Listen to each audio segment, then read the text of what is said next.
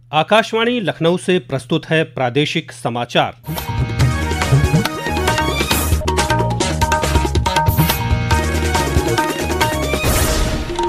मुख्य समाचार। मुख्यमंत्री योगी आदित्यनाथ ने मेरठ में युवा उद्यमी विकास अभियान के तहत 1070 युवाओं को वितरित किए ऋण। कहा, नए भारत का आधार बन रहा है नया उत्तर प्रदेश।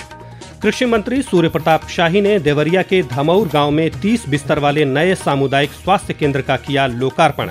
कहा, राज्य सरकार दूर दराज के गांवों में पहुंचा रही है बेहतरीन स्वास्थ्य सुविधाएं। ब्रजमंडल में रंगोत्सव की धूम। नंदगांव में खेली गई पारंपरिक लठमार होली। विदेशी श्रद्धालुओं ने भी लिया होली का आनंद। और भारत और न्यूजीलैंड के बीच दुबई में आईसीसी चैंपियंस ट्रॉफी का फाइनल मैच जारी। न्यूजीलैंड ने भारत को जीत के लिए दिया 252 रनों का लक्ष्य। नमस्कार, प्रदेश के समाचारों के साथ मैं राघवेंद्र त्रिपाठी। और अब समाचार विस्तार से। मुख्यमंत्री योगी आदित्यनाथ ने आज मेरठ में युवा उद्यमी विकास अभियान के तहत मेरठ और सहारनपुर मंडल के 1070 युवाओं को 48 करोड़ रुपए के ऋण वितरित किए। इस मौके पर मुख्यमंत्री ने कहा कि युवाओं की प्रगति में आने वाली सभी रुकावटों को दूर करने के लिए राज्य सरकार संकल्पित है। उन्होंने कहा कि यह योजना युवाओं को आत्मनिर्भर बनाने और स्टार्टअप इंडिया और स्टैंड अप इंडिया के विजन को साकार करने की दिशा में महत्वपूर्ण कदम है। श्री योगी ने कहा कि इस योजना में अनुसूचित जाति, जनजाति और महिलाओं के लिए विशेष प्रावधान किए गए हैं। मुख्यमंत्री ने डबल इंजन सरकार के 8 साल के कार्यकाल की उपलब्धियों का जिक्र करते हुए कहा कि नया उत्तर प्रदेश नए भारत का आधार बन रहा है।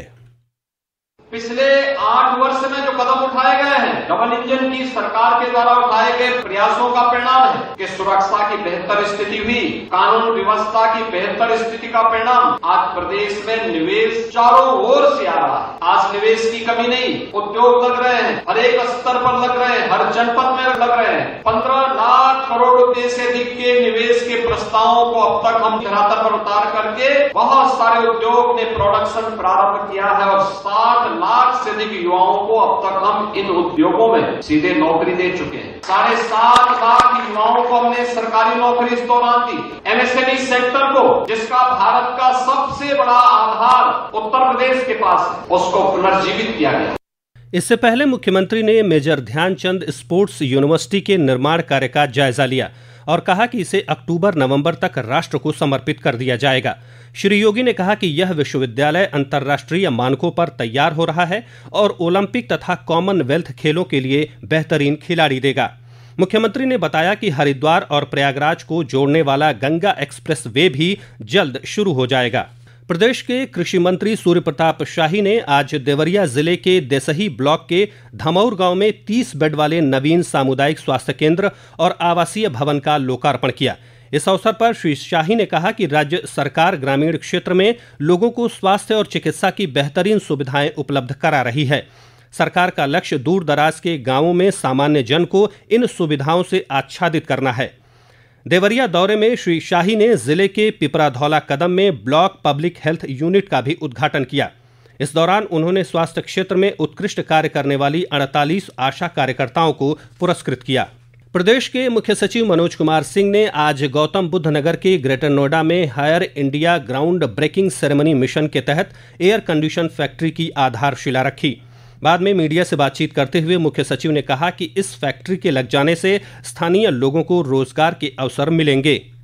2018 से लेकर अभी तक काफ़ी बड़ा सेटअप इन्होंने मैन्युफैक्चरिंग प्लांट का यहाँ पर बनाया है, जहाँ की ये एयर कंडीशनर, फ्रीज और भी कई चीज़ें मैन्युफैक्चर कर रहे हैं। इंजेक्शन मोल्डिंग प्लांट जिसका उद्घाटन हुआ, ये एक तरह से बैकवर्ड इंटीग्रेशन में मदद करता है, यानी जो कंपोनेंट या जो पार्ट पहले ये बाहर से लाते थे वो भी अब उत्तर प्रदेश के अंदर बने हैं। यानी 25 लाख की कैपेसिटी का जो एयर कंडीशनर प्लांट का शिलान्यास हुआ है, ये भी जो टोटल इनके यहाँ एयर कंडीशनिंग मैन्युफैक्चरिंग होगी वो लगभग 4 मिलियन होगी हर साल। ये एक बहुत ही अच्छा शुरुआत है और अभी तक लगभग 3500 लोग इनके यहाँ डायरेक्टली काम कर रहे हैं और आप जानते हैं कि इनकी वजह से काफ़ी इनडायरेक्ट एम्प्लॉयमेंट भी जनरेट होता है। इस अवसर पर ग्रेटर नोएडा प्राधिकरण के सीईओ जिलाधिकारी मनीष कुमार वर्मा सहित कई अधिकारी मौजूद थे। सीतापुर जिले में पत्रकार हत्याकांड के सिलसिले में पुलिस 4 लेखपालों सहित 8 लोगों को हिरासत में लेकर गहन पूछताछ कर रही है। पुलिस ने इस हत्याकांड का जल्द ही पर्दाफाश करने का दावा किया है। कल एक हिंदी दैनिक से जुड़े पत्रकार राघवेंद्र की कुछ लोगों ने दिन दहाड़े हत्या कर दी थी। यह समाचार आप आकाशवाणी लखनऊ से सुन रहे हैं। ताज़ा समाचार जानने के लिए आप हमारी वेबसाइट newsonair.gov.in पर लॉगिन कर सकते हैं। इसके साथ ही आप प्रादेशिक समाचारों का ये बुलेटिन हमारे YouTube चैनल पर भी सुन सकते हैं। संसद के बजट सत्र का दूसरा चरण कल से शुरू हो रहा है। सत्र का यह चरण 4 अप्रैल तक जारी रहेगा। इस दौरान सदन की 20 बैठकें होंगी और वर्ष 2024-25 के लिए अनुदान मांगों तथा विनियोग विधेयक पर चर्चा होगी और मतदान होगा। इसके अलावा बैंकिंग कानून संशोधन विधेयक, तटीय नौवहन विधेयक 2024, त्रिभुवन सहकारी विश्वविद्यालय विधेयक, आव्रजन और विदेशी विधेयक 2025 सहित कई विधायी कार्यों पर चर्चा होगी और इन्हें पारित किया जाएगा। बजट सत्र का पहला चरण 31 जनवरी से 13 फरवरी तक हुआ था। श्रम मंत्रालय ने श्रमिकों से आयुष्मान भारत प्रधानमंत्री जन आरोग्य योजना का लाभ उठाने के लिए स्वयं को पंजीकृत कराने का अनुरोध किया है। इस योजना के तहत किसी संगठन के साथ काम करने वाले श्रमिक ई-श्रम पोर्टल पर अपना पंजीकरण ऑनलाइन करा सकते हैं।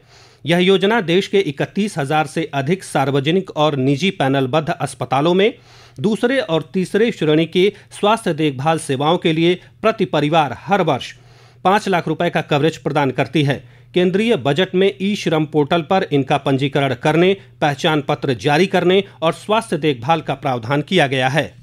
मथुरा सहित समूचे ब्रज क्षेत्र में रंगोत्सव की धूम है। आज मथुरा के नंदगांव में पारंपरिक लठमार होली खेली गई और विवरण हमारे प्रतिनिधि से।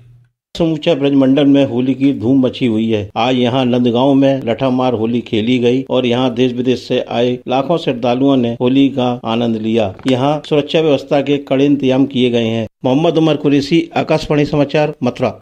40 दिवसीय रंगोत्सव के मद्देनजर राज्य के पर्यटन विभाग ने श्रद्धालुओं को सुविधा मुहैया कराने के लिए व्यापक तैयारी की है। बरसाना में राधा रानी मंदिर तक पहाड़ी पर पहुंचने के लिए तीर्थ यात्रियों के लिए रोपवे सेवा शुरू कर दी गई है। लखनऊ में 26 मार्च से 30 मार्च तक 47वीं राष्ट्रीय जूनियर महिला हैंडबॉल चैंपियनशिप का आयोजन केडी सिंह बाबू स्टेडियम में किया जाएगा।